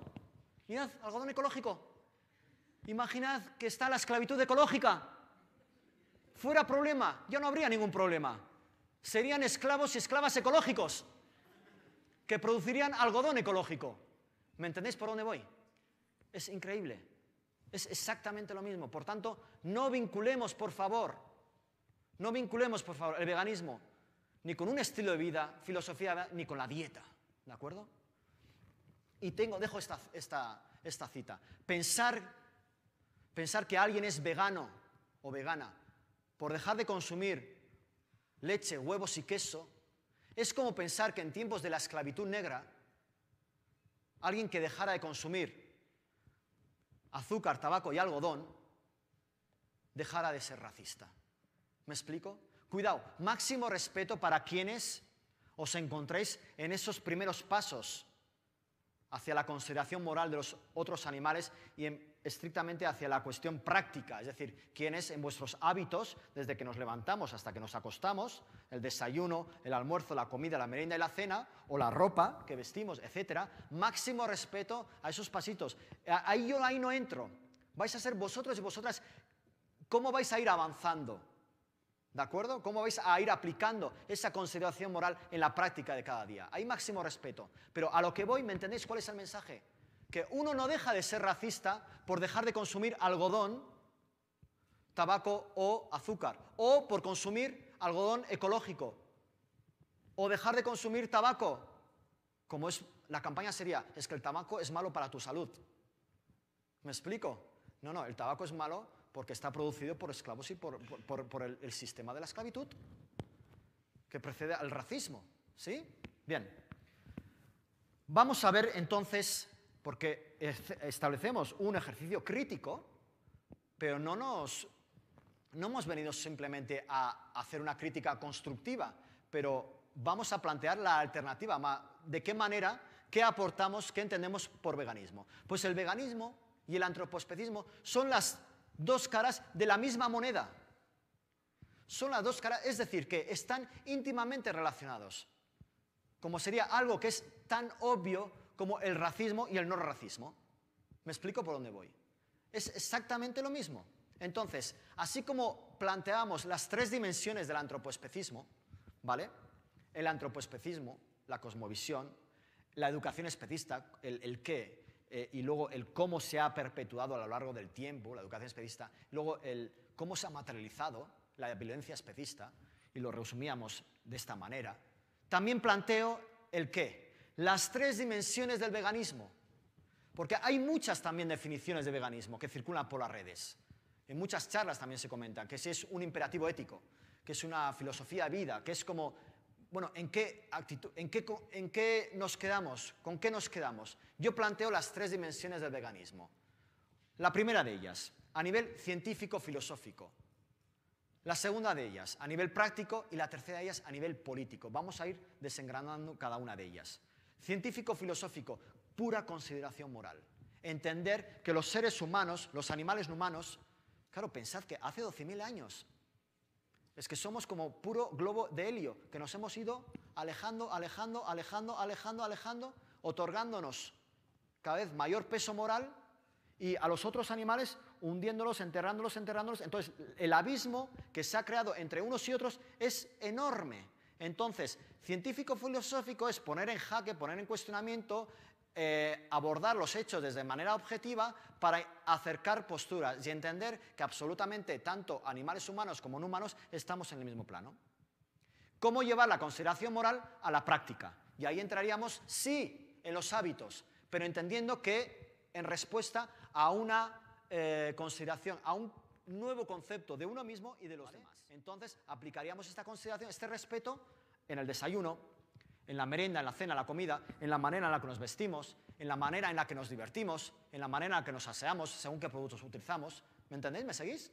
Y luego, súper interesante y súper importante y necesario, esa dimensión política del veganismo. ¿Qué significa la condición, la dimensión política del veganismo? Tomar posición. Para eso habéis venido hoy aquí y para eso estáis escuchando esta conferencia, para ser conscientes de lo que pasa ahí fuera y lo que pasa aquí dentro. No solamente lo que pasa de puertas para afuera, sino de puertas para adentro. ¿Qué es lo que pasa aquí y qué es lo que pasa aquí? ¿Sí? Y es tomar posición. Una vez que ya conocemos los hechos de primera mano, sin manipulación, sin censura, ahí ya nuestra labor como activistas finaliza. Ahí ya entráis en juego vosotras y vosotras. Es decir, que a partir de ahora el conocimiento compromete. No podemos hacer como que no sabemos. Mira los esclavos, las esclavas. Hasta ahora los veíamos como algo que formaba parte del paisaje. Pero ahora ya no, porque ha habido alguien que nos ha explicado la realidad desde otro prisma, desde otra realidad. Y como sujetos, como individuos que forman parte del proceso de evolución, siempre y cuando tengamos las necesidades físicas, emocionales cubiertas, quien tiene una familia, amistades, un techo para poder dormir, algo con alimentarse, considero que estamos en la obligación moral de ayudar a los demás, de ayudar a quien consideréis oportuno, pero en este caso, obvio, estamos aquí para entender que hemos de respetar a los otros animales. La dimensión política, el de tomar posición, es decir, ahora que sí que soy consciente, ahora sí que no me voy a abstraer de lo que está pasando, ahora en mi nombre no voy a colaborar con el racismo, no voy a apoyar el racismo, sino todo lo contrario, voy a hacer todo lo posible para erradicar el racismo. Exactamente lo mismo con el antropoespecismo. Si no, antes éramos cómplices, pero sin haberlo elegido. No éramos conscientes, al menos es mi pensamiento, mi convicción. No considero que a grandes rasgos los humanos seamos mala gente, sino que precisamente por influencia de la cosmovisión, del prejuicio, nos han convertido en cómplices de la opresión, de la esclavitud, del asesinato sistemático, institucionalizado. No considero que seamos mala gente. Entonces, a partir de ahora que sí que sabéis qué es lo que está pasando y más que vayáis a investigar, la pregunta es, ¿qué voy a hacer yo ahora? ¿Qué me gustaría que hicieran en mi lugar si yo fuese esclavo? Si yo fuese la esclava. ¿Cómo me gustaría que respondieran, que actuaran? Esta es la gran pregunta, este es el gran interrogante. Y por eso agradecer tanto el trabajo que está haciendo el Programa Universitario de Bioética, que os invito a que entréis en su página, que es increíble y está poniendo en mesa de debate dentro del ámbito académico la cuestión de la consideración moral de los otros animales. Macroanálisis. Veganismo. ¿Cómo entendemos el veganismo a nivel global? Sería ese principio ético y político. Es entender que estamos en guerra. No en guerra en particular contra alguien en particular, sino contra nosotros mismos, como especie. Contra uno mismo, contra una misma. Político universal que reivindica consideración moral para los otros animales, en oposición a la ideología y práctica supremacista del ser humano. A nivel micro, ¿qué entendemos por veganismo? A nivel macro, a nivel micro. Actitud de respeto. Actitud, en el diccionario de filosofía Ferrater Mora, reconoce, identifica la actitud como la suma del pensamiento más la acción. Es decir, la consideración moral ya han dejado de ser objetos, bienes materiales, recursos, para convertirse en sujetos. Es decir, ya entran dentro de la esfera moral. En vez de ser objetos de propiedad, pasan a ser sujetos de derecho. Lo reconocemos más sencillo. Voy a explicarlo más sencillo. En vez de reconocerlos como algo, lo reconocemos como alguien. Mucho más sencillo, ¿sí? Este es el punto. Entonces, sería la actitud de respeto, no una actitud de respeto, como he visto muchas veces en redes.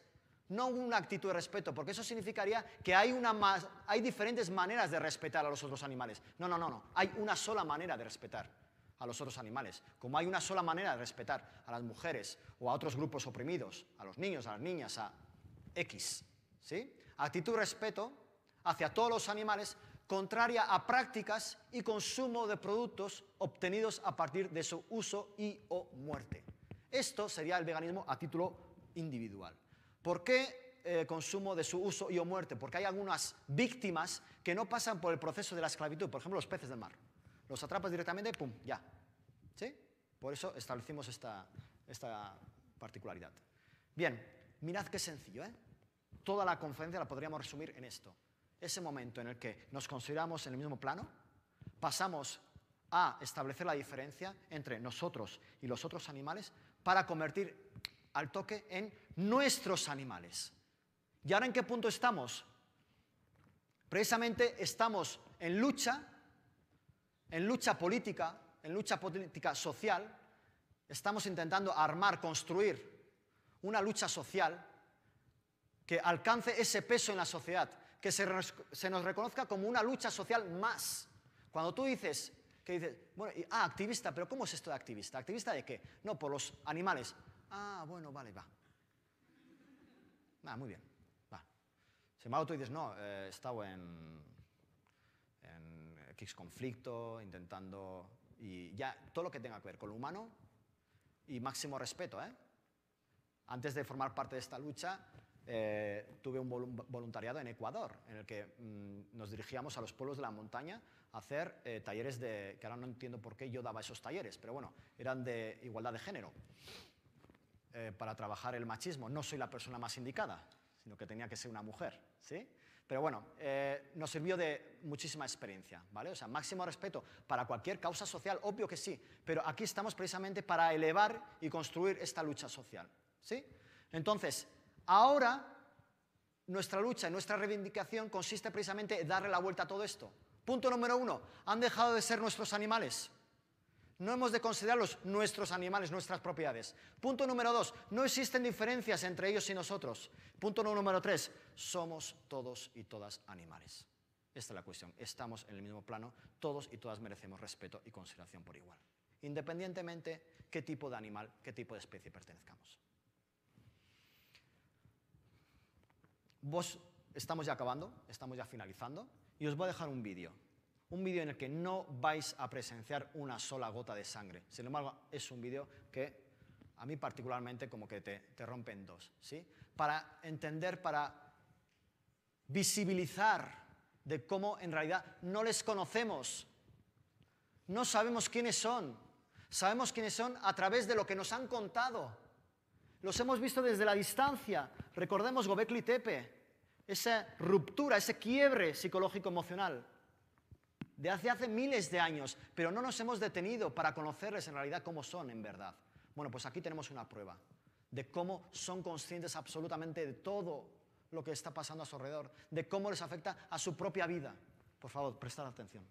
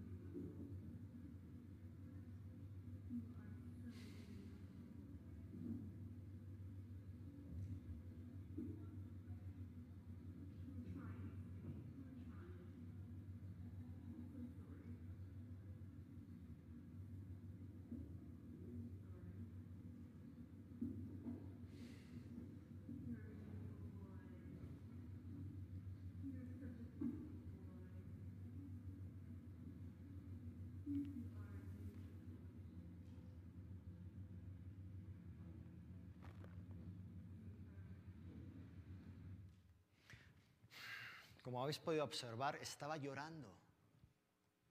Por más difícil que se nos haga entenderlo, comprenderlo, admitirlo, estaba llorando. Estaba en las puertas del matadero, del rastro. Hay un movimiento dentro, un frente dentro del movimiento que se dedica a activistas que se presentan en las mismas puertas de los rastros para darles el último adiós. Entonces la activista le decía, lo estamos intentando, te vemos, estamos haciendo todo lo posible, ¿de acuerdo? Entonces yo lanzo la invitación de que a partir de ahora intentemos conocerles, intentemos que nos conozcamos también a nosotros mismos y a nosotras mismas, ponerles rostro, que detrás de cada vida hay una historia, que no son cosas, que no son objetos. El conocimiento compromete, es lo que comentamos antes, ya no podemos hacer como que no sabemos. Quizás antes del 4 de marzo de 2019 teníamos otra vida, a partir de hoy ya es diferente. Habéis asistido de forma voluntaria, de forma consciente a esta conferencia y quizás a otras tantas, ¿sí?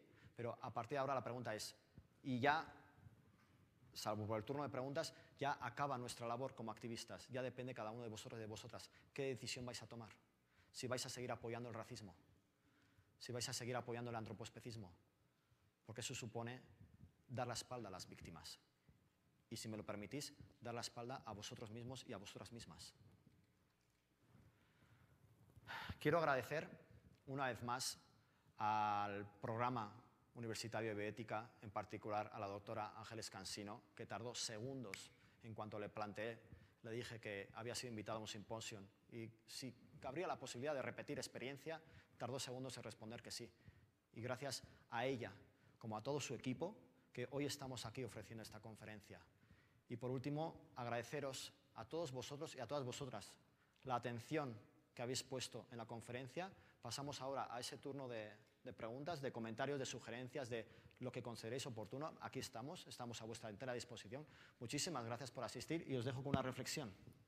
Al abrir una jaula, liberarás una vida, pero si liberas tu mente, abrirás todas las jaulas, no solamente las ajenas, sino también las propias.